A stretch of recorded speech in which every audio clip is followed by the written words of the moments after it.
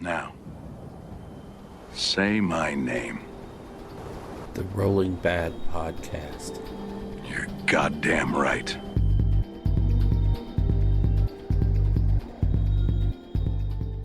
Welcome to the hashtag Get Started Fire Slayers podcast, episode number 17, coming to you from the desolate wasteland of the realm of Akshi. I'm your host, Elric Edge, and joining me tonight are...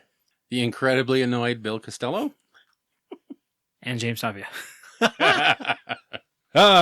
So tonight we're going to talk about all kinds of stuff. There's been a bunch of new releases that have come out for both Age of Sigmar and 40K we want to touch on a little bit.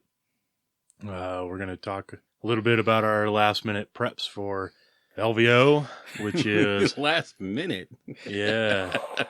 Which is just around the corner. Yeah. And this nice fat Disciples of Tzeentch tome that is in our hands. Yay. So, let's do a show. All right, let's do it. Hey folks, Bill Costello here with a quick note about the end of the podcast. The fans have spoken and they want to hear Elric's Sylvaneth rant. Contains a lot of very edgy humor and some very explicit wording. So after the bloopers are done, there's going to be a long tone and then I'll say another little blurb. And there'll be another tone, and after that we'll start a very explicit rant about the Sylvaneth that lasts about 5-10 minutes. So if you have little kids, or if you don't like to hear that kind of stuff, I would stop it when you hear one of those long breaks, one of those long beeps. So enjoy. The fans have spoken. They want to hear this. And it's pretty good. I laugh every time I hear it.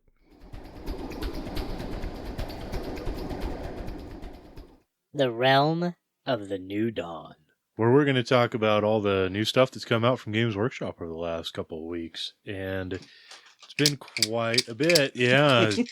Bill is rattling the new, and Bill and James are rattling their new pretty sets of Tzeentch dice for the Fate dice. Yeah. As it were. Destiny dice. And is it Destiny dice? It's Destiny dice, yeah. Okay, whatever. You know, Fate, Destiny, it's all the same. So they look pretty cool. I like them. Yeah, for, as many times as you're going to use them once per game with the occasional ad, they're not bad. I would not use them for a game because they're very confusing. You sure? Every time I play Elric, I was going to Yeah. those my rolling dice. I was going to say they're ones every time. Yeah, they're not particularly easy to read, but if you just roll them the one time and set them aside, they work. Well, it's nice. They split them into two different colors, so you can roll your original set of 9 as the one color, and then the ones that you add during the game, you can use the other color for to differentiate. So, kind of cool. And then we have the Disciples of Tzeentch Battle Tome. And we're just going to kind of touch on it briefly here in the realm of the New Dawn, talk about the book itself, and then we'll kind of crack through it a little bit later. This is a bulky tome. Yeah. There 136 pages. I think it's the biggest one they've done so far, I think is what they said. Yeah. And it's the cheapest. Yeah. Which is crazy. I mean, it's... But I noticed earlier, you have to, if you want to have the points on the app, you have to buy the digital version now. You don't just get the points anymore for buying the General's Handbook, which, is something you would do. So I wonder if if they took that into account, that people would buy the hardback and then also buy the digital just for the ease of... so. And I almost did it earlier. I did it. Did you? Well, because you plan on playing the army. Yeah, exactly. So if I wasn't playing the army, I wouldn't. But right, and that's why I stopped. I plan on buying the hardback book just to have it because I bet there's a lot of good fluff in here. Oh yeah, and it'd be good to just look over the army as well. But I didn't feel like shoveling the other $20 into it to have it digitally. But I wonder if maybe that was part of the marketing scheme. I think because when you add the two of them together, you come up with the price of a regular Codex. Yeah. Battle Tome, excuse me. Wrong game. So, no, yeah. Wrong game. Right. I'm here. Look, I ingest a lot of... Hashtag not a 40K podcast. Yeah. Yeah, right. Hashtag no fire slayers. They're short and stupid. Oh, yeah. So yeah, it is a fantastic book. It's the same quality as all the other books that have come out so far. There's great artwork in here, tons of story, just tons and tons of story. I have not read any of it yet. I haven't picked up my personal copy, but yeah, it's just beautifully done. Cracking good, and there's fantastic artwork in there, Yeah, and just the forces of Tzeentch are going to be a blast. Like I said, I went way over the edge, get the pun there, and bought a whole bunch over the weekend on pre-order from Games Workshop, which was stupid because I probably could have gotten them from the game store locally, but I was, high on NyQuil and it was there and it was shiny, and I said, "Yep, that's my next army." So, Were you able to pick up the cards? No, actually, Yeah, they went like in 10 minutes. Hotcakes, yeah. Yeah, because I tried to order mine about 10 minutes into it and they're already gone. Yeah. So yeah, I'm not too worried about that though. That's not an accessory that I would really. Yeah, I do kind of wish they would make more of that stuff sometimes. The dice and all the little, extra things. Well, the cards are the first time they've done it, but I'll bet they go do that in the future. They always have the card decks for the 40K codexes, so I would imagine that that's going to be kind of a thing coming forward. yeah, because I just this week I just made some for my Sylvaneth Yeah. army because I find it really confusing. I mean, we used to have a lore magic, Yeah. but each guy has their own. Plus, they get to pick their own. And it's like, wait, is that a 5? Is that a 6? Is Yeah. that a 7? Ooh, I don't remember which spells, which Yeah. things. So that's why I did mine. That's why I printed out mine on some nice cardstock. Yeah. And made them in the. I got the GW one and kind of formatted my Sylvaneth one to kind of match that. So Yeah. Nice. Yeah. But yeah, that Tzeentch book is definitely, and the stuff inside is just phenomenal. That's an army that you can, or an army book that you can play with for, hell, I think it out Sylvaneth in a big way. Well, we'll talk about that. Yeah. Is that everything that came out for AOS? Oh God, no. The new chamber for the Well, Stormcast. okay, yeah. So this morning, more Stormcast. Yay. Yay! Scout Stormcast. Yay.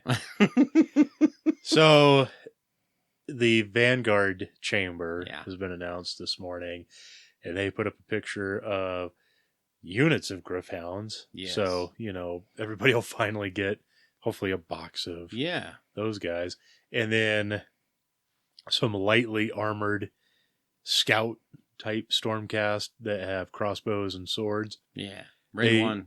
They look like hulked out Dark Elf Corsairs, kind of. Yeah. So I'm torn because I'm a little burned out on Stormcast. It's not that I'm burned out on Stormcast. It's that there's so many other armies that really need attention. Yes. I don't know, maybe like an entire allegiance of death Could use use a something. little attention. But on the other hand, they're gorgeous models. Yeah. And I love the way the Stormcast look. I love the aesthetic, the Space Marine-ish / high fantasy knight. Yeah, and I kind of like the way they're drip feeding them. They're not putting out, hey, here's a whole new thing. Here's, 5 different boxes and 25 war scrolls. Nope, here's this, and there's, in the article they talk about cavalry coming.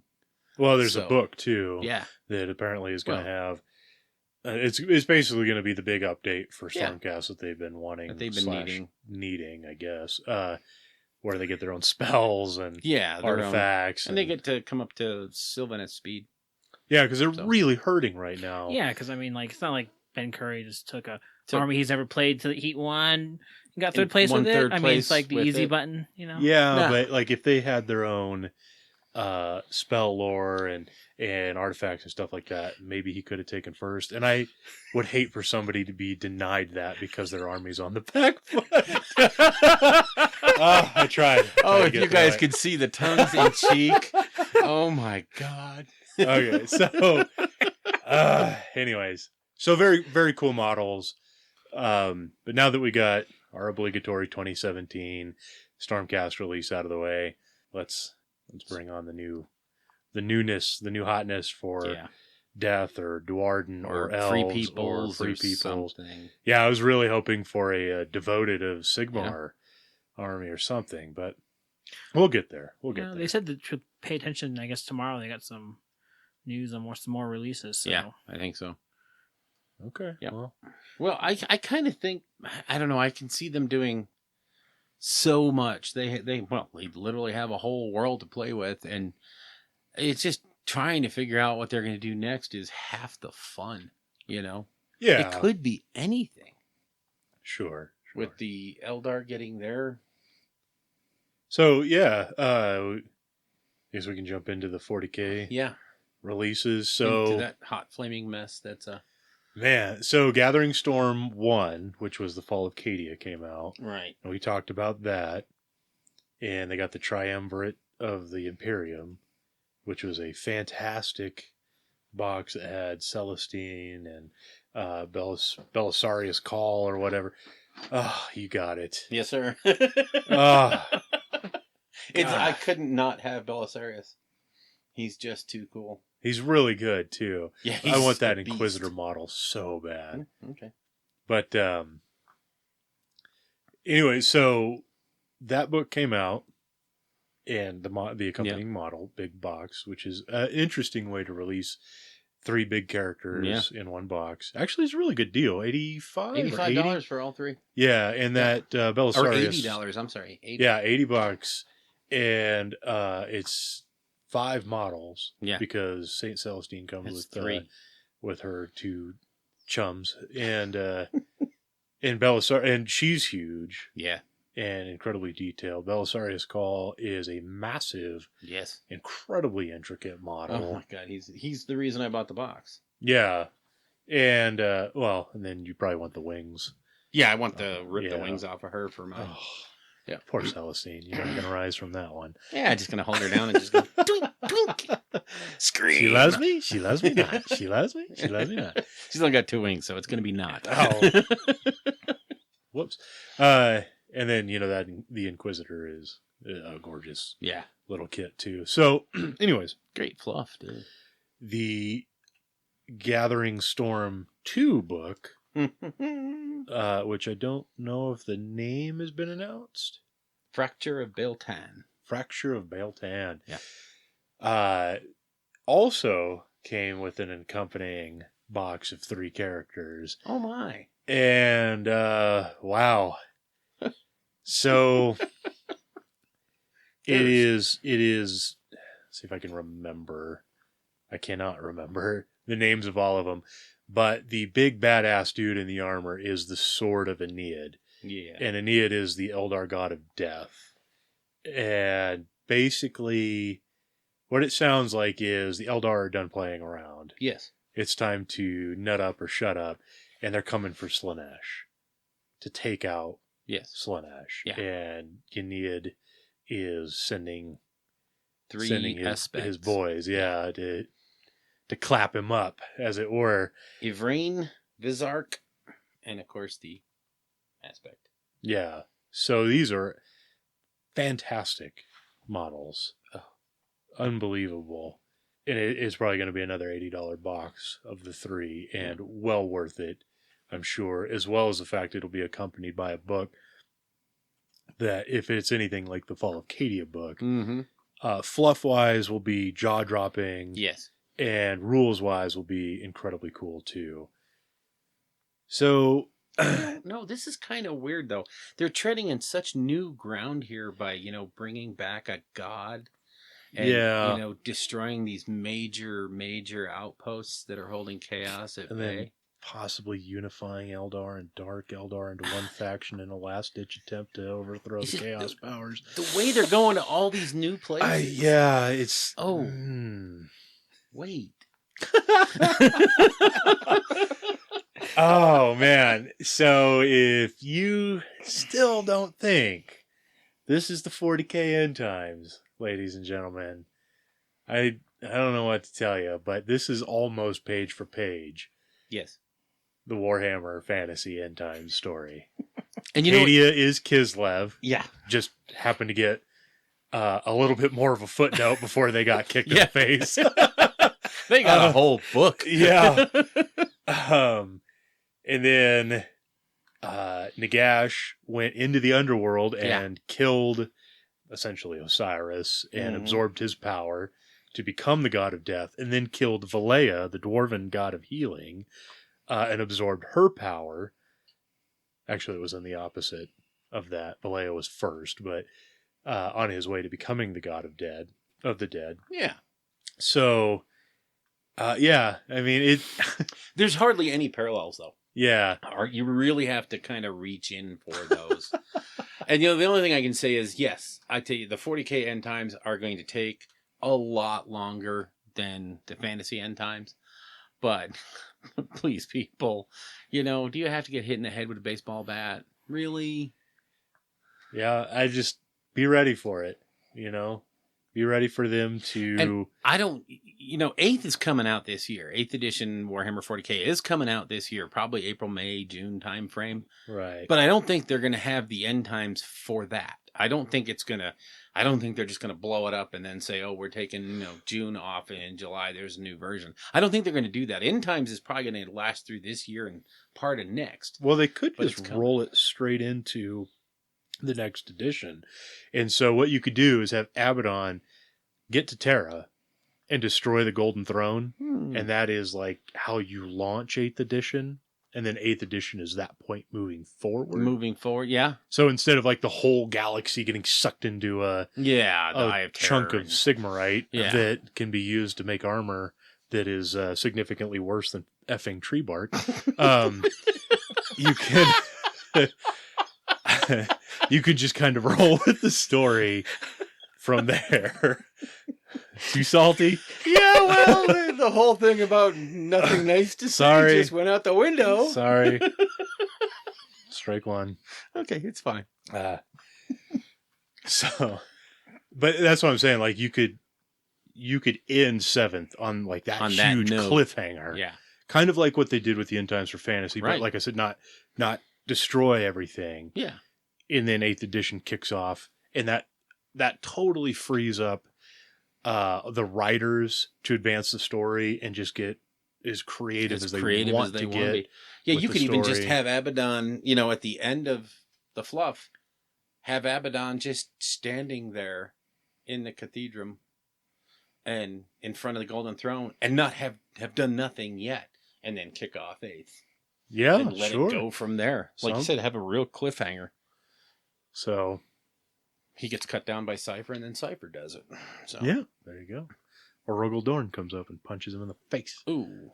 With the fist of the Emperor. Korax just comes up behind him and goes, "Oh, I'm sorry. Are you a Primarch?" No, that's right. You're not. Anyways, all right. Enough 40K nerding out. Nerdy. This is not a 40K podcast. Hashtag. Yeah. Not a 40K podcast. Oh, by the way, if you are interested in, if you're 40K curious, there is a sweet new 40K podcast out there.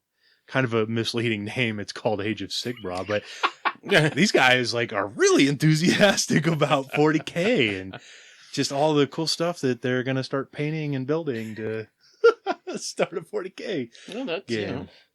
Anyways, hey, it's all good. What else came out new? Honestly, you know what? I don't know of a whole lot that came out this week. The pre-orders for all the Zangors and all that stuff are up. Won't see that stuff till next week. Yeah. So I don't really. Oh, the Gangs of Kimura. Oh, yeah. And they did a really nice on Warhammer TV. They did a really nice playthrough. Yeah. The game. It looked like a lot of fun, actually. But I don't know if I would go in for it because cheap way to get a ton of Dark Eldar models too. Yeah, and that's that. Is if it's your thing, you're totally on there. So, but yeah, the all the Zangars, gonna get some wicked Zangas. All the Zangors came out. I bought way too many of them. So Enlightened and Shaman and Skyfires and Covens. Our next episode will be an intervention. Yeah. Or a build party so you can actually play with some of this crap. Why? Yeah. It holds its value really well. Sure. Sure. That cellophane is just it's so shiny. Why would you want to ruin it? Exactly. That's it. That's the whole goal. So, anyway. So, I think that's it for New Dawn, right? Yeah. Moving on. The realm of creation. Well, we're going to talk about what we've been up to in the hobby the last 2 weeks. Elric, you look very eager to talk about it. Yeah, so I built brutes. And how many weeks we got left before LVO? A week and a half. It's measured in days now. Yeah, actually not even a week and a half because we're leaving Thursday. Yep. And apparently coming back Sunday. Yes. Well done, Bill. I'm well an done. idiot.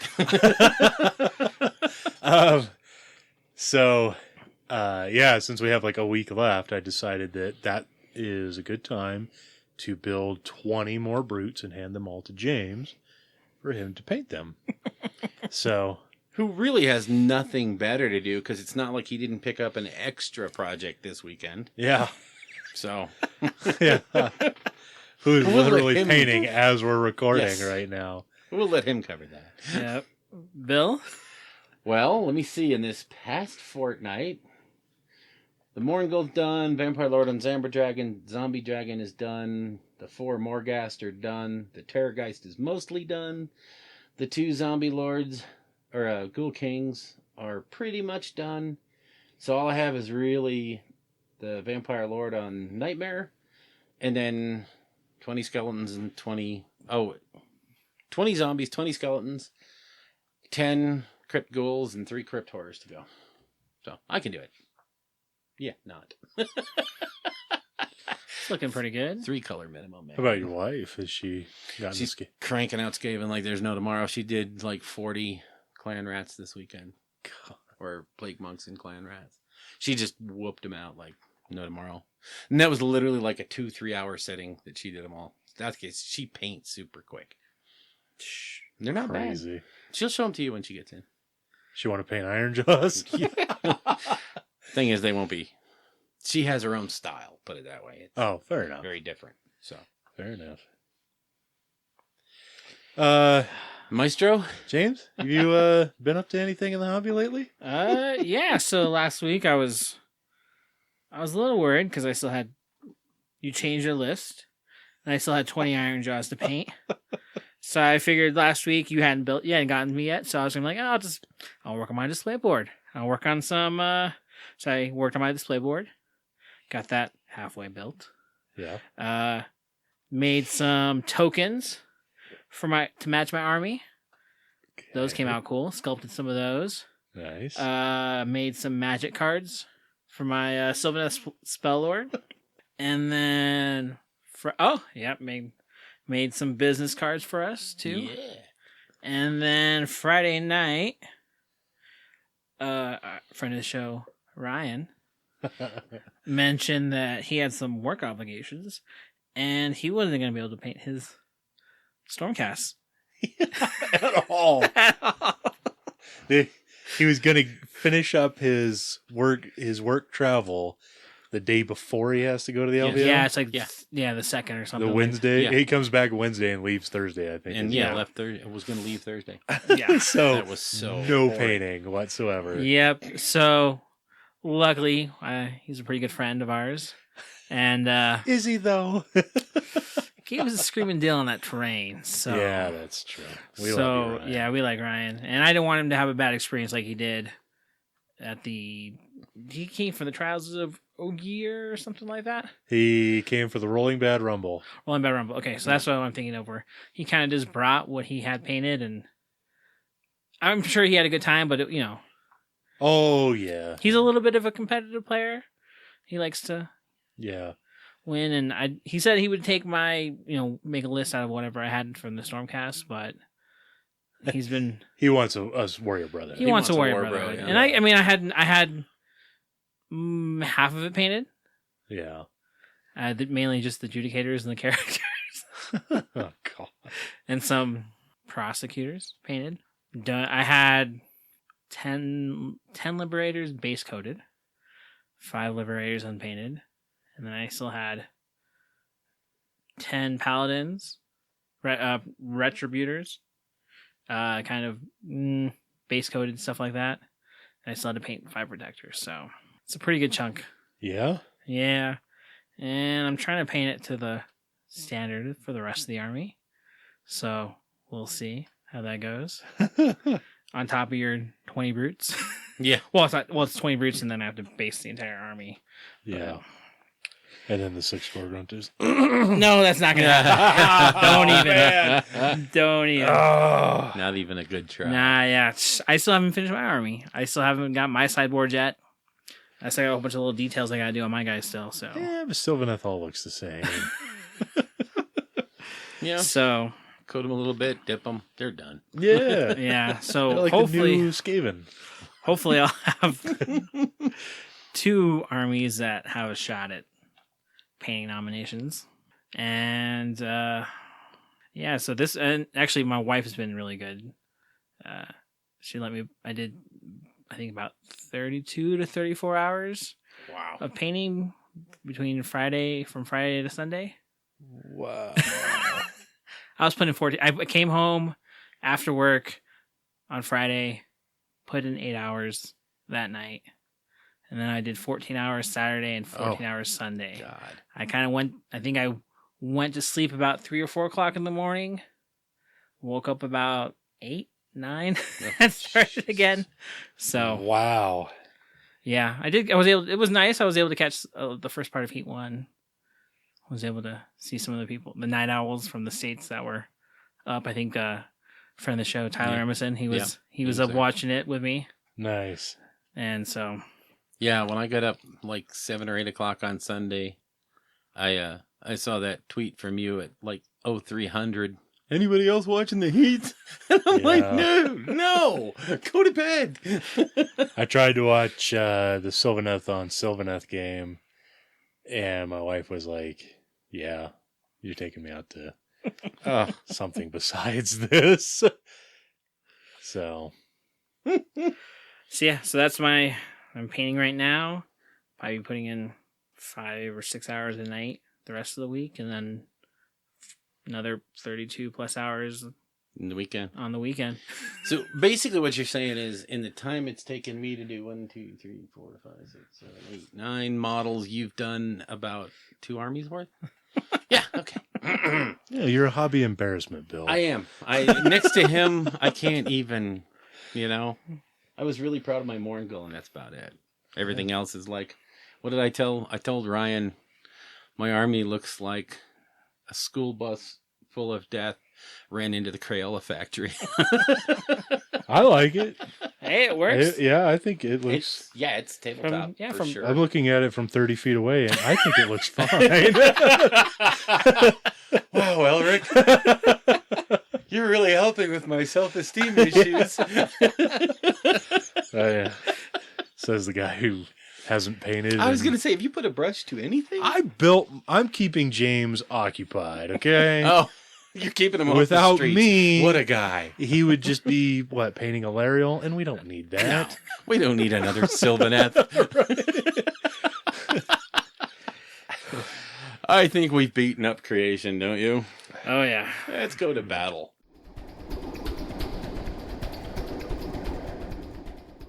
The Realm of Battle.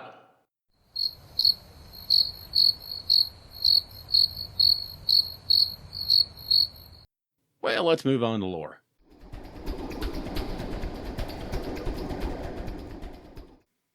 The Realm of Lore, where we're going to meander around a whole bunch of subjects, including Slaanesh, Sylvaneth, hopes and dreams for the LVO. We're going to talk about the two big tournaments in the UK recently, the Masters Tournament and Heat 1 out there at Warhammer World. And, of course, we're going to touch on some, new book that just came out or something. I don't know. It's some new flashy whiz-bang army that's... Something about change. Yeah. Yeah, change is change. So, anyway, we're going to start off with... What we're going to start off with? We were going to hit Slaanesh real quick. Yeah, so I just wanted to... This kind of ties into what we were talking about in the realm of the New Dawn with the 40K release. The 40K release. So, on the 40K side, you have the new Eldar, or Eldari, as they're being Eldari. called. Yeah. This is basically the Eldar god of death, I guess, putting out a hit on Slaanesh. So basically, what you could potentially have happen is the Eldar kill Slaanesh. Yep. In 40k. In Age of Sigmar, Slaanesh is basically in Teclis's back pocket for all intents and purposes. Yeah. I mean, so what's the... it's kind of interesting because they could just snuff out Slaanesh.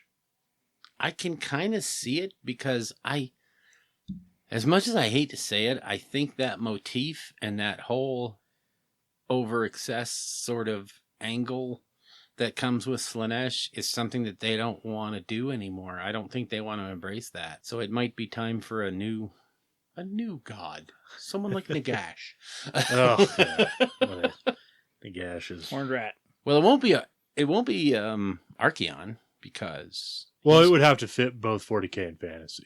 Yeah, and they don't really have that much of a crossover, so Sigma Emperor? Well, the only issue is, like, what would you do with the Emperor's Children? Pretty iconic Slaanesh. And plus the whole demon... Well, I mean, I guess you could compendium the whole demons of Slaanesh thing. I think they would get special rule hatred of Eldar. So, bam, that takes care of that. So yeah, I don't know. I don't think they'll get rid of Slaanesh. I think they're going to reinvent Slaanesh and everything that's about. Maybe I don't know. It's real conjectural right now, but I think they would really like to just see that whole thing rewound. They might just kill off Slaanesh and let another god get born to take the place, or maybe just have Slaanesh morph into something completely different and just have this. Well, I don't think it was working that way. I'm going to pick something else. Yeah. Maybe I'll be the god of, Oreo cookie centers or something. Ooh. Yeah. So... Cookie centers for the cookie center god. Yeah. Or they could just kill Slaanesh. Like, that is a possibility. Yeah. And I know there's a lot of people that probably hear that and they're like, no. But it's one of those things that always kind of bugs me about... You have chaos with the eightfold path, and you have these different magic numbers and all that stuff. 4 is a really whacked out number to have. 3 chaos gods is a really good thing to manage because you can always have a 3-way fight, and someone's always going to get to crush somebody and backstab somebody. Whereas a 4-way fight, you kind of have to make teams, and it's weirder. 3 is a better evil number. Yeah. I guess. I don't know. I don't know. I'm just pointing out that if they were going to do it, this would be a pretty good lead up to doing it. Yeah. That's really all I wanted. Well, and if Chaos loses a god, it opens up the whole thing for, the Emperor to maybe the Emperor. Not saying he becomes a Chaos god, but now there's a void to fill. Well, in Age of Sigmar, you have the Great Horned Rat that ascended to a full-on Chaos god. Yeah. So maybe Skaven cut their way through the reality into 40k. What? Oh, what? No, I'm just kidding. And they merge with squats? No. Gross. You stop it. I'm trying to have a serious conversation over here. Oh, I'm sorry. And of course, James is abstaining from this as Slaanesh is James's boy. Yep. Girl. It. Boy, yeah. Thing. Gimp. I thought Zinch was your thing. No, Slaanesh is my favorite. Okay. I'm it's sorry. just Zinch is better in game, so. Yeah, I hear you. It's the power game army. Well, they haven't really given Slaanesh any love in 5 years. More than that, really. Yeah, it's been a while. So. All right. On to the next. On to the next thing. So, did we want to do our LVO hopes and dreams? Yeah. Let's talk about Gameface. All right. Gameface, gentlemen. I'm calling it right now. I'm going 1-5. Yeah. Anything else is gravy. All right. Well, low expectations so you don't get disappointed? Well, you know what? I've only got, 4 games with that army under my belt. And, it's... even Elric will tell you I forgot about my whole. Oh yeah, look, it's harder to hit me than you thought. yeah. And then I forgot to have my Terrorgeist explode all over you. and kill Gordrak. So, little things like that are and it's a higher stress environment. So, Have you tried making tokens for yourself for that? I did. I made tokens, and I made my spreadsheet with all my abilities and spells and everything else. Okay, so you made like a token for -1, just put it Yeah. on them, and that way Sure every time did. you look at them, Yep. you're I have -1. every token. I have my general tokens and all my spell tokens, and That way, when you put the token next to him and you still forget it, you still feel forget it. I even feel stupider at the end of the worse. game. Yes, I will. But at least my opponent will go, "Cool tokens, bro. Here's a favorite opponent vote." Sure. So, my prediction for the LVO is late on Sunday, exhausted from 2 days of arduous gameplay. I'll come to the table, the top table, Ooh. face my nemesis in tournaments, James, as we wrestle for first place. Wow. And the son of a bitch slow plays me again! Again! No, You are taking Iron Jaws, right? pure Iron Okay. Jaws, but I'm not taking Gordrak. Oh. So I think I'll win some games. I talked about this before, and I know it sounds campy, and I don't care. I really just want to go have 6 fun games. If I win them, great. If I don't, I'm gonna go and play the best I can, and try to win, give my opponent the best game that I can. But I have no illusions that Iron Jaws are gonna dominate. Yeah. That being said, as long as I can get 6 fun games Yeah. in, and That's my whole goal. maybe drink till I can't feel feelings anymore. Overall, and I really am hoping I'll have time to go around and meet some people. Yeah. Tony P, the guy who does Scroll Builder, is going to be there. Mhm. I told him that if I see him, Yeah. I got to buy him a drink. So, and I know there's just tons of other people that are going to be there. Yeah, I'm just hoping for 6 fun games, and overall it's a great experience because, whatever. James, you're trying to climb that mountain, huh? Yeah. I was We'll going to say, see. if it's not top table, you pretty much think of it as a failed tournament. No. I'm in it for a good game too. I just think that with all the prep I've been doing for it, that if I get top 10, I'll be happy with my performance, not necessarily with the tournament. That's independent. So if I have 6 good games, I'll be happy with that. Yeah. It'd be fun. I'm hoping top 10. You could say it. You could say top 3? No, top 10.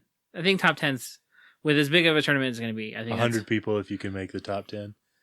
That'd that'd be a pretty good showing. That's because that's not just list and skill. That starts to involve a chunk of luck. Yeah, exactly. So- I mean, it's all about the draw, who you get. Yeah. Right. So, I mean, Yeah, if you get drawn for 2 or 3 early, mirror matches or, opposite opponents, that could hurt really fast.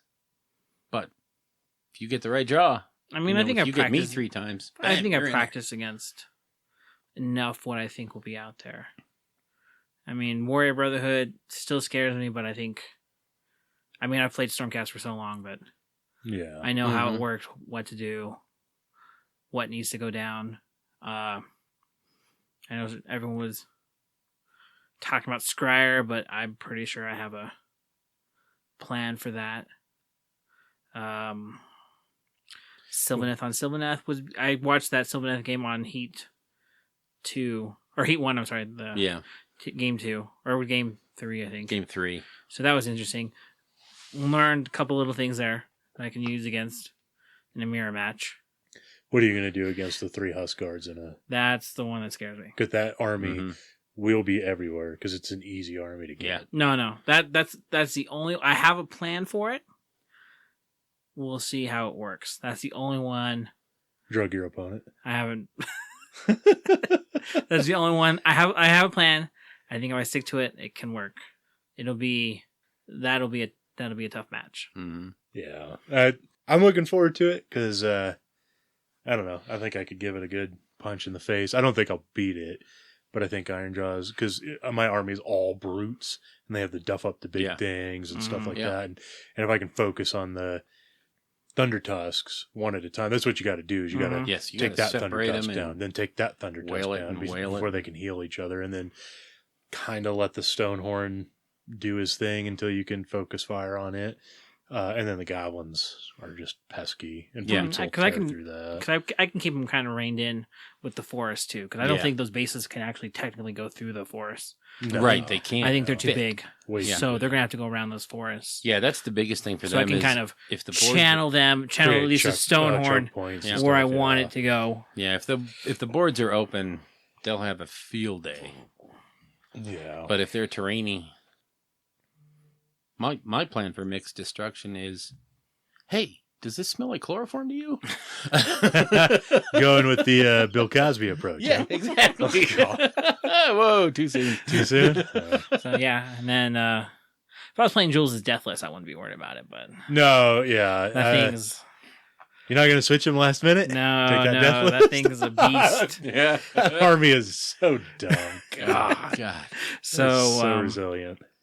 Yeah, I mean, I know Jules, I was talking with him too, and I think he said if he's hoping to come top half. If he comes top half. Cool. He'll be if he super can get happy. 3 wins, basically. Well, it's...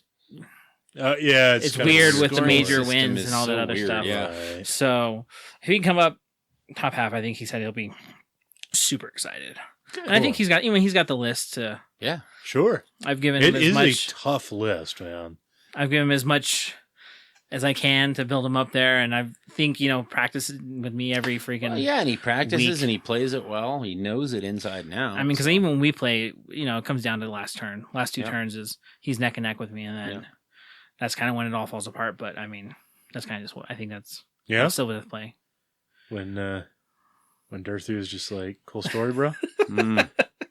Yeah, sorry. Pretty much. Oh, hi, I'm 400 points against your 1,000 or 1,000. Plus 100 points in formations, plus 700 points in models you have to take, plus all that other stuff. Yeah. Mama told me be a good boy. I'm gonna pull it out of you before the night's through. We are gonna have a cathartic moment on this podcast. Yeah. Plus, I'm looking forward to the narrative event they're having. Oh yeah, getting my Dracoth army on the table. That's gonna be exciting. Yep. Just take that and push it forward. Yep. Run, kill some stuff. So that should be fun. You're playing in that, Bill, right? Yeah, signed up. Oh, the narrative? Yeah, I just want to have fun with that. So, and then I was looking at the classes that are going on the LVO. Oh, I thought about dropping out of the tournament to go to the classes. Yeah, man, I was looking at not necessarily dropping out of the tournament, but potentially either the narrative or just seeing what I could squeeze in randomly. Yeah. Here and there, because there's some. It's hard. There's some really good classes going on, and unfortunately, they're going on right in the middle of the tournament. Yeah. So and I think you pretty much have to choose one or the other. Yeah, but I'm going there to play. I think if I didn't, you guys would kill me. So yeah, just a little. So yeah, and if anyone sees us at LVO, we'll be wearing our Rolling Bad t-shirts. Oh, you guys will be. I can't fit in mine anymore. Oh, we'll just cut it I out. look like the Rolling Bad sausage. It's ridiculous. Fat guy in a little shirt. Yeah, it's pretty bad. Try stretching it? Yeah. Yeah, I can only get a breastplate stretcher. I don't think that's going to work. So yeah, we'll be wearing our Rolling Bad t-shirts if you come. Yep. Come definitely hi. Come up and say hi. We're looking forward to meeting some people. Yeah, definitely come around and say hi. We'll all have our business cards. So we'll hand them out like candy. That's what we're thinking about for LVO. So did we want to, before we get into Zinch, did we want to talk about the 2 big UK tournaments that have happened over the past couple of weekends? Yeah, let's touch on those real quick. Mm-hmm. Yeah, the Masters tournament was last weekend, not this recent weekend, but the one before that. Right. Which was the 16-player invitational that Ben Curry put on At Warhammer World this at year. Warhammer World. Mm-hmm. Which is Yeah. very cool. That was interesting seeing the pictures. Yeah. I think the Ninth Age championships were going on at the same time, and looking at those tables, it was an interesting comparison. That's Yeah. all I'm going to say. Yeah, we'll just Yeah. leave it at that. Let's just stay there. But yeah, and well, I think as predicted, James, you predicted it. I think he predicted it. A lot of people predicted it, but Russ Veal stole the show. Oh yeah. After I saw his list, I knew he was coming for blood. Oh Because I think in previous years he's gotten to the Masters. I think the last bunch 5, of 6 times, of them yeah. or whatever. But he always takes like a really weird, quirky list. He's just in there to Mhm. have some fun, try something different. And this one, I think he pulled out the Tomb Kings, and I think this was the first year where. Well, Mark Wildman's list was bizarre, but yeah, I think everybody else pretty much. Oh, You know what, Tomlin. I think Tomlin kind of and then the regretted Chaos list he guy took. too, with Archeon. Oh yeah, when I heard the Archeon list, I was like, no, Nah. that's Archeon. Was that not Ricky? gonna- Chippy. No, that was I don't remember. Okay, Maybe it was. I don't remember. so Right. yeah, but Oh, there was a pure corn bloodbound. Yeah. Or no, it was that pure was Pano. corn. It was That was pure Pano. corn. Yeah. See, yeah, because he had blood letters in but there that's what as Pano well. always plays. So Which is cool to bring that because I mean it's good, but I'm not sure it was quite on par with. Well, even Ben, when he was going through during the dailies, when he was going through the lists, he even said that he didn't know if it had the staying power with some of the Yeah. other lists. It's hard. Honestly, it's hard with those Tomb King lists. Those Jules has been playing 12 Necronites for over a year now, Mm-hmm. and it's heinous. I mean, he took it to the Slobberknocker last year. Yeah. That's how long he's been playing Yeah. that. And it's brutal. It's so hard to Mhm. get rid. And that was before they had the stupid extra death save. Yeah. and that's before they got cheaper. Yeah. Yeah, that- that's true. Good on Compendium Scrolls. Yay. I don't know. They're going away. I mean, congratulations to Russ. Mhm. It's not a fluke. I mean, he's No. a guy that's been dominating. No, I mean that's tournaments what we've been and- saying. It's not. It's definitely a very strategic game. There's Well, that's there's the not thing is that like much- for a game that has no strategy and is only a 4-page rule pamphlet. and it's not that you could competitive you because could of the print on the back of a cereal box. I mean, it's crazy that he and the managed random to turn. If you get Yeah. if you get double turn, the second turn you automatically It's lose. an automatic win. Yeah, Yeah. It's like, and you could just be shot off. Yeah. By shooting into combat, shooting out of combat, shooting combat at combat, whatever. No, I mean, hats off to all the guys there. Yeah. Really, I mean, they all earned it to be at the first full on Age of Sigmar Masters. So, congratulations to those gentlemen. Yeah. Hashtag ban Companion Scroll. Your hashtag headquarters. Yeah. So then we had Heat 1. Heat 1 this This weekend. was just the last couple days. I was up Wow. at 3:00 in the morning watching it live with Tyler. With the exception of one game, those were all really fun games.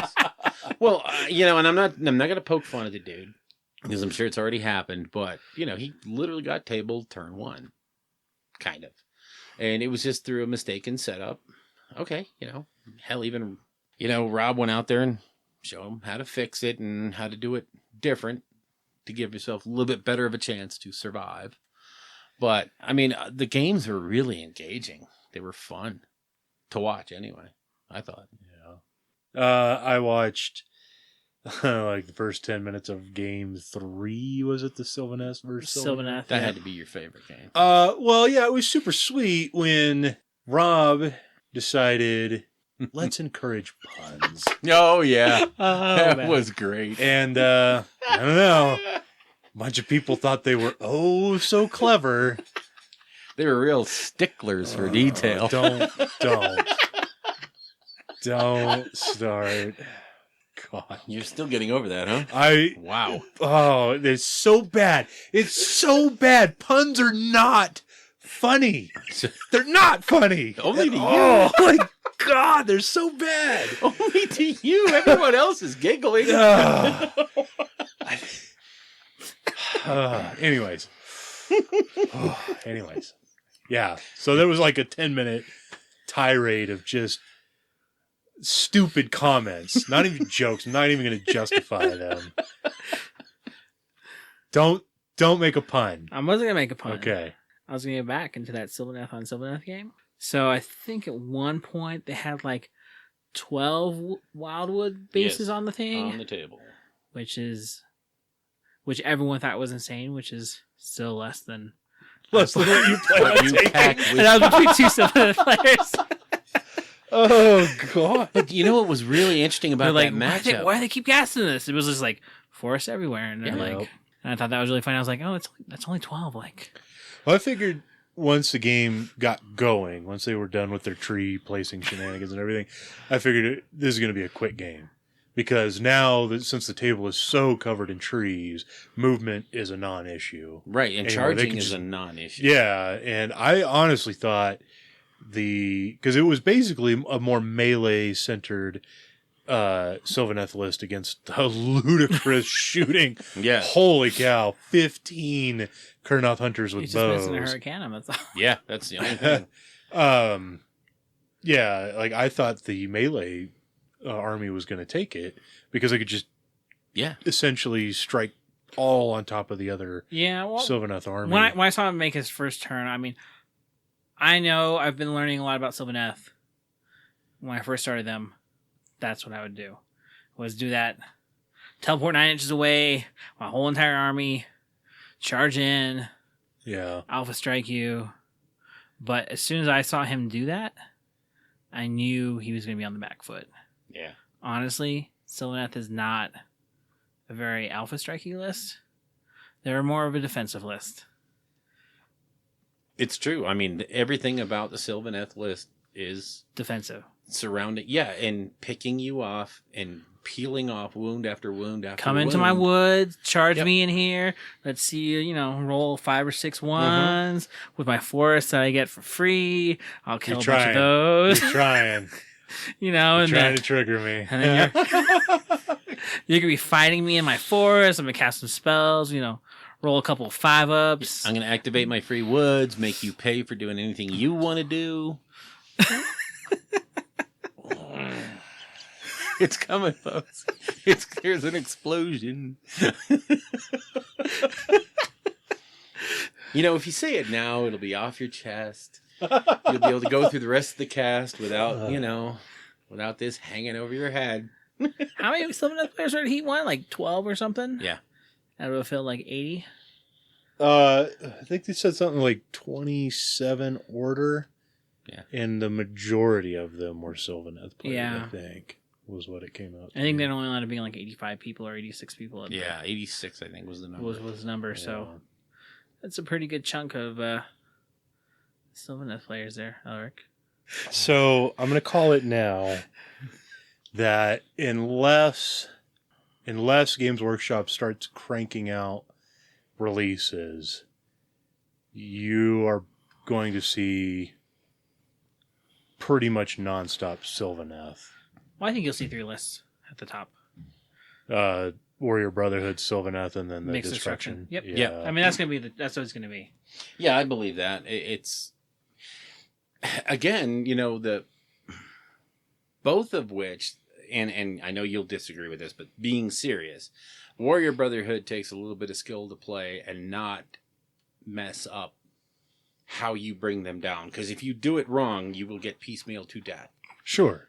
Sylvaneth, if you make a mistake, you don't have enough stuff to recover from a bad mistake with that force.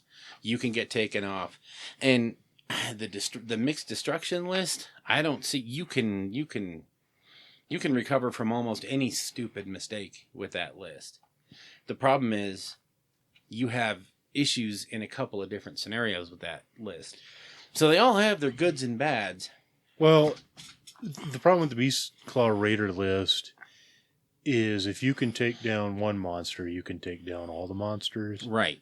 And you won't really have a problem. Especially the way you got to take that list apart is you focus on one Thunder Tusk, like we were talking about earlier. Kill one Thunder Tusk, kill one Thunder Tusk, kill one Thunder Tusk. Let the Stonehorn do what it's going to do. If you have chaff, feed it. Yeah. I know it sounds easy, but it's not, because you're still going to be eating mortal wounds off of the don't worry about like trying to pluck 4 wounds off of each Thunder Tusks that you get them to D6 just going to waste it when they heal, because they'll just heal it all back, no problem. The goblins, I don't really think the goblins are that. I'm sorry, the MoonClan Grots are really going to be that big of an issue unless the player's really smart, if they can squeeze in the 3 fanatics, one in each. It buys you an extra round potentially, especially against things like Warrior Brotherhood. It can kind of help you distance yourself from that a little bit. Well, in the televised game, or the Twitched game, that's what he was doing. He was using the fanatics to just extend the tar pitting of the units to where they couldn't fight them. That's the smart thing to do there. And then the Warrior Brotherhood, man, it's a tough list. It's a really good list, but it's really, trying to think of the right word. You do have to be fairly clinical with it. I know it's easy to say like, oh well, Ben Curry took 3rd place with a list he'd never played before. And, so obviously the list has to be ridiculous. And yeah, sure, Warrior Brotherhood is good. I don't think anybody would debate that. Really good. But Ben Curry is also a really good player. He's been a multiple time master, I think, right? Yeah. Like it's no joke. This is no fluke that he won. I'm sure you could take a literally unplayable Seraphon list and give it to Russ Veal, and he could probably, show Bill how to play that. No, he couldn't. Not gonna happen. What, are you trying to drag it out of me now, huh? I'll just have you know, Masters Tournament, 0 lizards anywhere unless somebody brought a pet. And how many in the Masters? How many were playing Seraphon? Oh, that's right. Yeah, none. So I'm just saying, you heard it here first, folks. Literally unplayable. Hashtag. Hashtag goes in the front, Bill. Come on. Oh, see, that's why he's pulling a Gentry over there. That's why I don't Twitter. So I mean, that's those 2 lists, and then as far as like Sylvaneth goes, here's the thing. I know you harp on it. Okay, but I swear, the 3 we saw. If you say susceptible to mortal wounds, if I hear that one more time about Sylvaneth. No, I'm just saying the 3 lists that we saw on the tables were really different. Yeah. Actually, we saw 4 of them on the table. And they were all different, considering I think I said there's 11 War Scrolls, but you got 1 Branch Wraith that you're never going to take. So you're down to 10. Right. And then you cut out, maybe like a Dreicher. You only got like a handful of War Scrolls you can take in certain combinations. And out of the 4 that we saw on the top table for day 1, they were all different. One of them was big trees surrounded by a bunch of little trees. And another was some big trees surrounded by a bunch of little trees. And then, what was the third one? It was big trees surrounded by a bunch of little trees. But the 4th one was a beetle. Bunch of big trees surrounded by a bunch of little undercosted trees. You forgot the beetle, the really big beetle. Oh, that's right. One of them did take the beetle. Yeah. So there was surrounded by little trees. There was enough variety, I think. But it wasn't as bad as like Destruction, where it's like, there's one trick in this pony. It's it's all you can write that list in your sleep. It's 4 Huskards on Thunder Tusk or Stonehorns. 3. Yeah. It's 4. No, it's 3. You can only have 4. Okay, 3 Huskers and a Stonehorn. Yeah. And then 60 Grots and 3 Fanatics. Mm-hmm. That's what it is. And a Night Goblin Shaman. Oh my god, forgot that. I'm sorry, Moon Clan Grot Shaman. Yeah. So that because he's only like 60 points for Mystic Shield, bro. Yeah. So +1 to cast. Whee! Yay! So good. That's but that kind of comes back to my point when I was kind of complaining about Stormcast, is like, as long as we keep getting these order releases, these other 3 alliances are going to kind of languish. I know we got the Disciples of Zinch, which is sweet, and we'll see if maybe we can sink our teeth into that a little bit. Oh yeah. But Death and Destruction is just going to be this BCR nonsense for a while until they do something maybe Battletome Moon Clan comes out, or Battletome Oryx, just regular. Give them a reason to take an allegiance. So right now, there's nothing in Death that says you want to take one. In Destruction. Sorry. Right. Yeah. And as far as like the complaint, because I know the Facehammer guys were complaining about Destruction players making unit champions or generals. And well, the problem with that is there's no good command abilities. Why would I make any of my fragile heroes my general? Right. I get that the Frost Lord on Stonehorn is one of the most resilient characters, but his command ability sucks.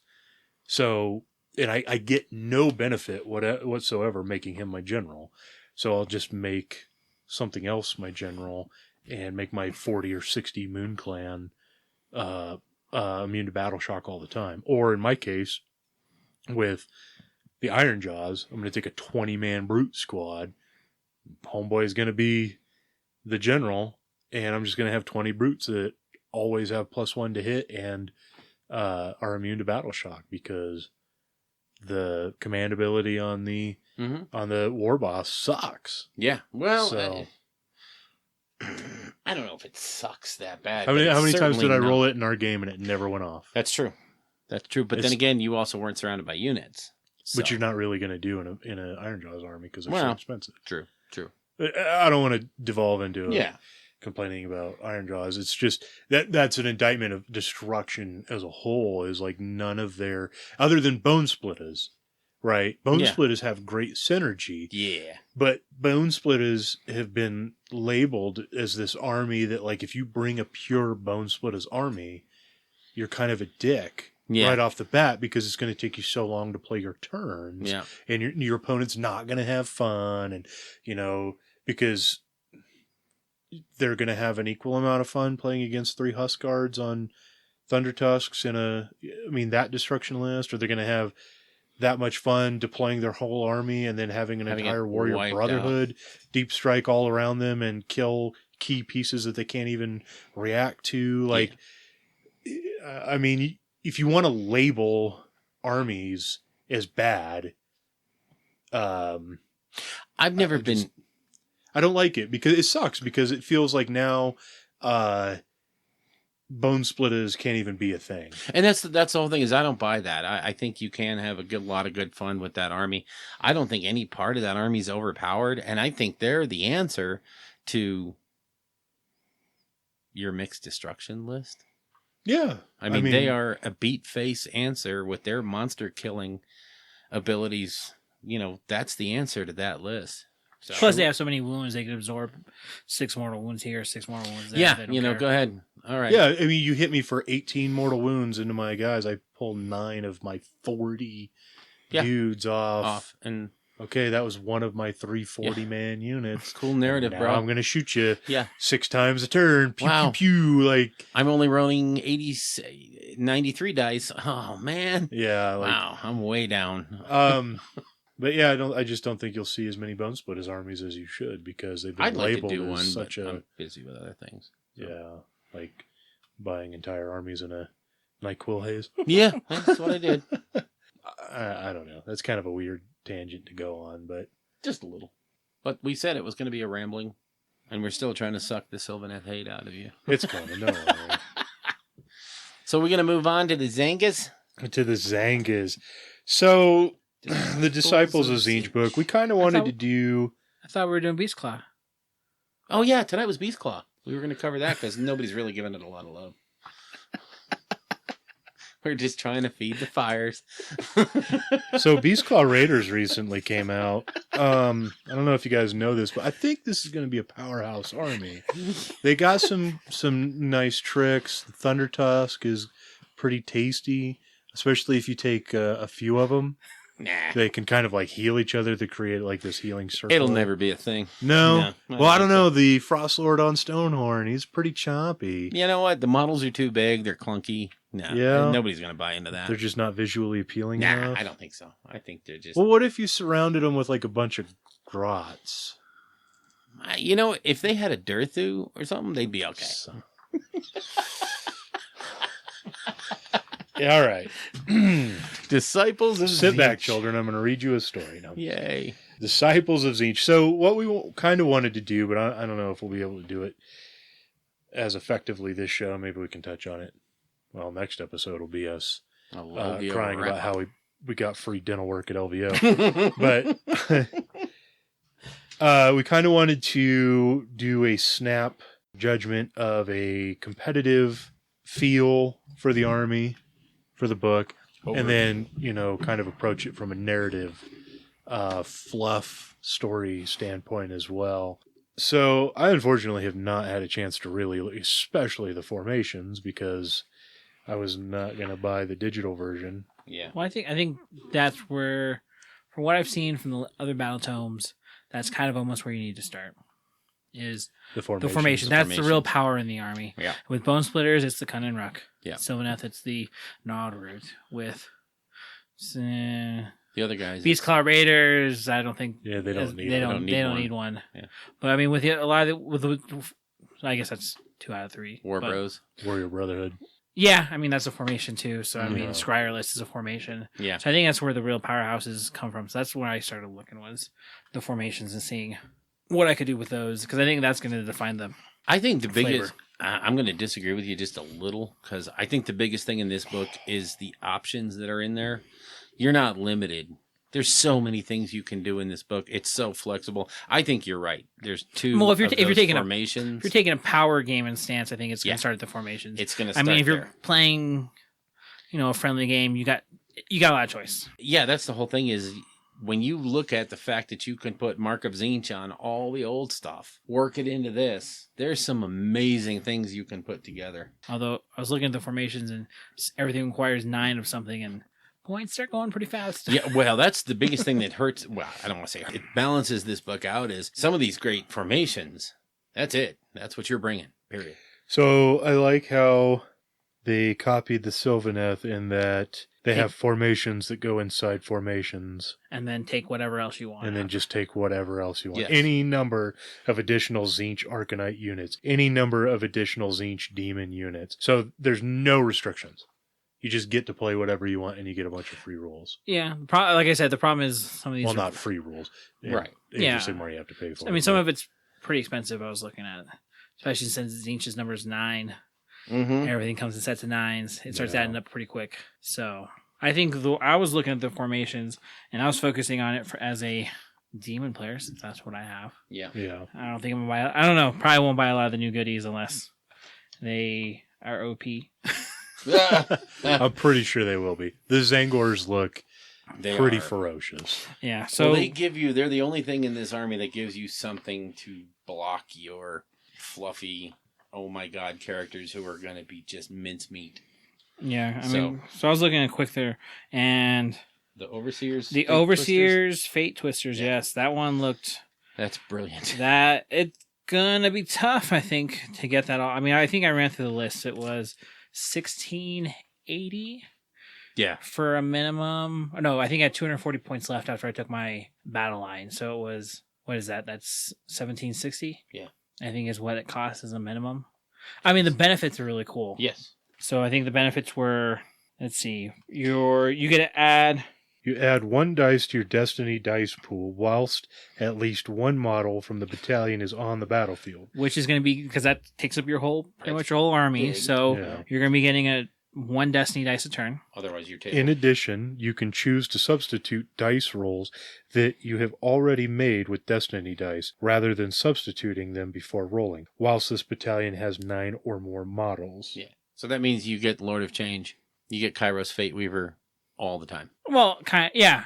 I mean, with yeah. limitations, but still, Yeah. you don't have to do it beforehand. You can roll, see what you got, and it makes it so much more flexible with the dice pool. Yeah, exactly. Instead of having to choose it before. And then on top of that, in each of your hero phases, you can, if your Lord of Change is still alive, you can choose to reroll the result of 1 dice from your destiny pool. Mm-hmm. So if you roll that weird kind of 2 or 3 that One that's kind of you're not sure if you're going to use or not, you can just pick that up and try to get a better result there. On top of all the other ones you're already adding to your dice every turn. So that one looked pretty tasty. It's a whole bunch of single characters and models though, so that might be a little bit tough to, like I said, it was going to be, I think it was 1760 was what I added up with the minimum 9 units that you need with the Lord of Change plus the cost of the formation. So doesn't leave you much for additional points. That one might be tough to fit in. Or the other one that looked really good was the Eternal Conflagration, the War Scroll Battalion. Yeah. It's a Lord of Change plus the Warp Flame host. And that one, the real power I think on that one was when the Lord of Change takes this battalion attempts to cast a spell, you can select any flamer from this battalion to act as the casting model. Range, visibility, and so on are all measured from that model. I mean, that's, I think when I used to play demons, that's what one of the problems was trying to get the Lord of Change in range to do his gateway, because he was kind of a susceptible model. Either you were playing for that double turn, or you're kind of just putting yourself out there hoping I don't get killed or something. I mean, you could put chaff walls and stuff like that, but I mean, that's a pretty sweet ability, especially when you're taking that flamer formation anyway. You're going to have lots of flamers on the table, so that means that gateway can come from anywhere. Yeah, just about anywhere. So yeah, I mean, that's a pretty good formation too. I like it, but the one I'm looking at, and like I said, when I had my NyQuil Haze and bought all the stuff this weekend, the one I was looking at was that Skyshoal Coven, which is 1 unit of Zangor Enlightened, has to be mounted on discs, and 2 units of Skyfires, which is why I bought so many Enlightened and Skyfires. Because I'll probably just have the minimum Enlightened, and I think I have 15 Skyfires. And a couple of Shaman. It'll be fun. Fluffy gamer over here. It's a really fluffy list. I think it really is. My biggest thing about this book is there's so many different options, and it pulls not only the new stuff that they're coming out with, but all of the old stuff that's already out there. You can pull back, you can bring into this. So much stuff works. Some of these, battalions are using stuff that you had. Yeah, that's a really good point, because I was thinking, I'm hoping all the power level in this new book isn't with all the new releases and that. Yeah. But after looking at some of the demon formations, I feel a little bit better about that. It's like, yeah, if you have demon stuff or mortal stuff, you can take it, and it's still going to be pretty decent. It's not just all about the new models necessarily. Well, yeah, with your demon list that you're loving, you'll save a little bit of one of the tricks everybody's talking about. We didn't come up with this, but one of the tricks everybody's talking about is, you put out your pink horrors, save enough points so that when the pink horrors die, you bring out the blue horrors. Then when the blue horrors die, you bring out the brimstones. So you can effectively tar pit even a unit of 10 paladins with their 64 Star Soul maces. You can actually tar pit that unit for 3 turns with 1 unit that just happens to regenerate. And, God knows at the end of the turn, if there's 1 alive, you can use that destiny dice of a 1 to bring more back. So you can really tar pit with this army, or you can do a Zangor amazing, hit you in the mouth, I'm here to punch you in the face kind of list. I don't think you'll go up against a bunch of brutes, but I don't think you would die all too quickly. So there's just so many options in this book. I think that's where it really shines myself. Seems like the mortals get hosed a little bit, though. I think of the 3, the mortals did get the weakest set of abilities. Well, they get a lot of the same stuff that the Arcanites get, but they can't have any of these treasures of the cults. I haven't had a chance to really look through them to see if that's a big loss or not, but no formations or anything like that. Cover mortals. Any mortals. Yeah. So that's kind of unfortunate. I was hoping they might have a bit of a nod towards them, but I do have to say one thing that I'm really happy about is the warband tables. So that you can play Path to Glory. Yeah, that's with this book, and that's so cool. And they need to come out with that for everything. I love that idea. We need to get into doing one of those. Yeah. So after LVO, just settle down and do a Path to Glory campaign with as many people as maybe we'll do that on the Sunday games. Who knows? So as far as the more fluff story side, I think we're going to touch on that next episode when I have a chance to dig through the book a lot bit more. Yeah. I think there's some fun things that you can do there with summoning Zangors and then putting more Zangors in the unit of Zangors. Mm-hmm. And Oh, all yeah. kinds There's of fun stuff like that. So They have a spell that adds to a unit, an existing unit. So, Yeah. Yeah, it's you wonderful. might find some janky fun stuff with that or whatever. So Yeah. but yeah, that'll have to wait till next. Yeah, full coverage will be. I mean, we're beating our heads against the wall, getting ready for LVO. So Yeah. Plus the book just dropped, yeah. and we didn't anticipate doing a Now review. So, and we don't want to go page by page, war scroll by war scroll, stat by stat, so that you know that the movement of a brimstone horror of Zinch is 5 inches with 1 wound, no save, 10 bravery. He's got a missile attack of magical flames. Yeah, no, don't want to do that. So, Would you read me all of his special abilities? no, Bill. Okay, I will thanks. not. Well, I'll have to get my knowledge elsewhere. Yeah. Yeah, so we're gonna wrap up the lore segment this time with a couple of different community shout outs. James, I know you wanted to do one. Yeah, so I did a random search for AOS on iTunes again, and some new podcasts popped up. One of them was T3, I believe it is. They were formerly a 8th edition podcast. I think they did like 20-something episodes. I think they called it quit for a year when the whole fallout happened, and it sounds like I think they're from the Midwest area, and sounds like all their friends are playing AOS, so they're gonna jump back into AOS. Yay. So I think that's what they've decided, and they're a tournament focused podcast. So if that's something that interests you, you might want to give them a listen. So now when Stone Monk says we're the best U.S. based tournament focused podcasts, it'll actually mean something, maybe. Yeah, because we're not the only. Yeah. You mean Garage Hammer isn't about Beatface Gaming? It is. He's a killer on the table. Yeah, that's true. No. I think you had another podcast. Yeah, so Alex Nygaard, the guy who is behind converting all the end times battles scenarios over to Age of Sigmar, has created his own podcast called Fjord Hammer. So give that a listen. I think we put enough pressure on him to put it up on iTunes, which makes it a little more accessible and whatnot. So browbeat him a little bit. Yeah, that's what makes it a real podcast anyway. Yeah, you're all grown up now. So definitely check that out. He just dropped his first episode. I think it's going to be focused around him kind of doing interviews with other people in the community and things like that. I think he said he was going to do. I think the main focus, he said, was going to be review of books. Yes. Oh, is it? That's what he was so like the novels and stuff like that. He wasn't. I don't think he's going to go in depth and tell you the stories like Garage Hammer does. But I think he wanted to focus on it from a perspective of, is this worth your money? How do the characters work in it? How's the storytelling? How's the writing? Kind of focus on that. I think he's kind of he's not sure where he wants to focus the podcast, but I think that's one aspect he definitely wants to hit. Sweet.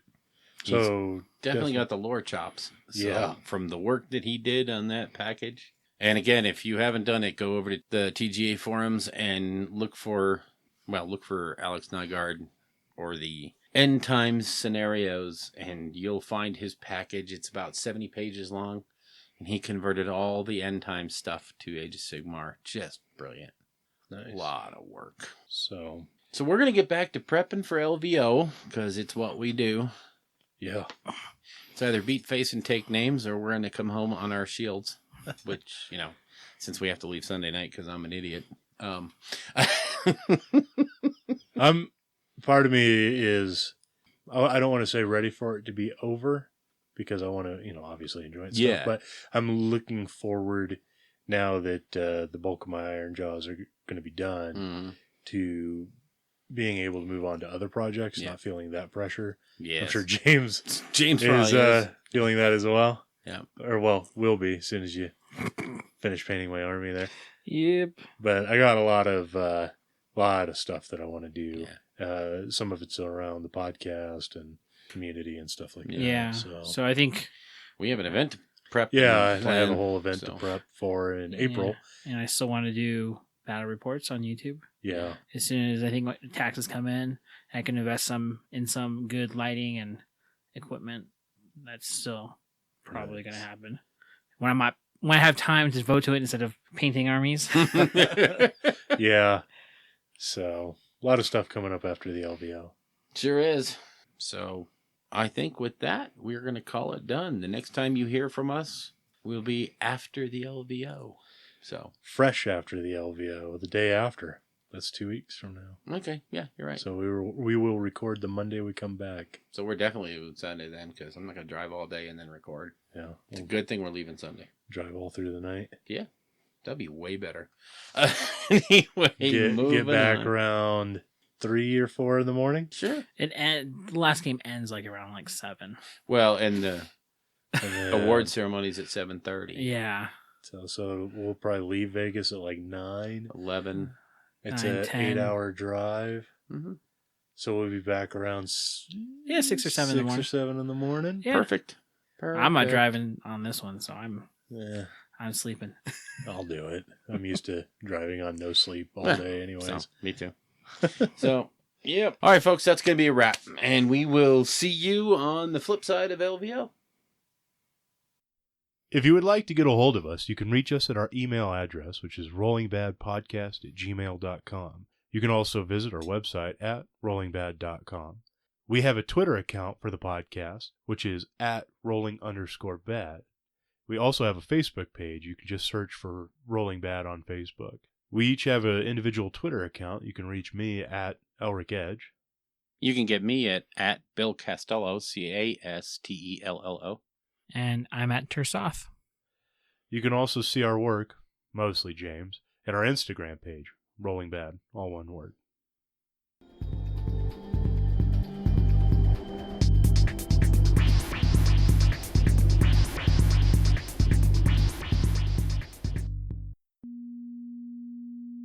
Pause here for just a second as excuse me while I whip this out. So you see the problem with Sylvanet. No, I'm just kidding. Recording. Yeah. I haven't turned it off yet because I didn't want to do a new track. Now or when are you going to record it? You got to let me know. Like, just looking at me isn't... You got to say, like, recording silence now. Now! Oh. I'm going to cut that into a blooper, I swear to God. Yeah, I mean... God, a lot to be said for that army. I mean, they are very susceptible to mortal wounds. They are. Ah, They are. I mean, that's what we saw in Game 2. Mortal wounds on Hilario. And that's what did it. Took her right off. Yeah. Mortal wound output was enough to just take them out. Turn 1, basically, they got almost tabled. So, very fragile army. Has to be played well. Very skill, very finesse. You know, the magic of editing will do anything.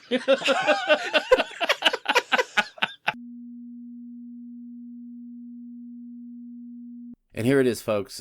From this point on, it gets very, very explicit. There's a lot of bad words and sentiments that aren't exactly nice. So it's Elric's rant about the Sylvaneth. If you like that kind of thing, keep on listening because it's funny. And as just a bit of setup, we were discussing a game that was played between James and another opponent where Dirthu held off quite a lot of other models, a large number of other models. So that's what got the whole conversation ranging. And it's pretty raw. You can hear us laughing and pouring drinks in the background. So it's pretty raw, but it's you'll like it. If you don't like that kind of thing, stop now. that stupid garbage. A 400-point model took on over 1,000 points with the help of free shit that you get just for playing your fucking army that everyone else has to pay for. What was it with him? Like, it's the first time. Hunters and a tree It's lord. the first time that I truly understand everybody in 40K's hatred towards the Gladius formation. Oh yeah. Like the fact that you just get all this free shit Yes. for doing nothing. That you're gonna take anyway. That's incredibly powerful. It's not even fucking fluff based. It's not. No, it's just extra bonus just extra shit because you were struggling so hard to take units off before. Like, you have a monster that has a better save than probably 70% or more of the other monsters out there, who Yes. does the most damage on a single hit than anything else in the game, who has a shooting attack that's as effective as entire units of other of ranged troops, Yep. who gets better for being around the terrain you get for free. Who gets items because you're taking a formation within a formation within a formation. My issue is it's a poorly written book. It is a poorly written book with poorly written rules. Oh, I don't think so. I think it's a poorly thought out book. I think the writing is really well done, the way it all works together. That's the thing, though, is none of it needs to work And together. that's just it. It's It's an internal balance issue. If everything in your army can be effectively independent at any given time, Yes. it just happens to get cranked up to 11 if you have when something you move else it next together. to it. Yes. I think it's poorly written balance wise, That's what I'm saying. but brilliantly written. It's the first time I've ever seen an army that the fluff and the rules are different in reverse. Yeah. Because But they get their butt if kicked the in. fluff represented the rules that Sylvaneth had, Nurgle never would have stood a fucking chance in the realm of life. They would have shown And up. Illyrio would have had that shit on lock. That's where Sigmar would have run to with his tail between Yeah, his oh, legs. yeah. Because she would just be blowing shit off the table like it's nothing. Oh, Gardas led the entire Nurgle army down here? No big deal. Step aside, son. Yeah, like, Let me show you how a god does things. Okay? I'm going to palm fucking Archeon while I dick slap the Glotkin. Like, don't even fuck with my house right now. Do you understand? I write the rules. Look at me. Look at me. I'm the captain now. That's Illyrio, okay? If the fluff represented the rules, that she'd be telling that shit to Sigmar. She'd be the captain of that fucking boat. I'll land this plane on the fucking on the bay, Hudson? on the Hudson. I don't need you. You're slowing me down, kid. Fucking. Have you seen what my beetle does? Have you seen the rules on this shit? This is my boy Durthu. He's gonna fuck your whole army off the table, and you're gonna like it. You bring 1,000 points, I'll bring 400, and I will win. Yeah. Okay. Jesus, like.